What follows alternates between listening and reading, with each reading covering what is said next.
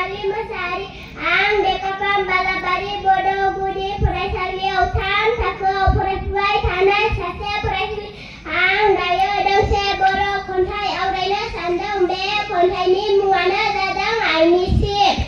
आइनिसिम आयै नों जोंनि जिउ जोनोमनि सिबिनाय थाथों गोसो गोरबोनि राव आयै नोंनि बेसे रैसुमै गोरबो आयै नोंनि बेसे अनसुमै खांनाय बानाय नोंनि मावनाय दांनाय हारिमु सोदोमस्रि नोंनि मुलुग गोसारनाय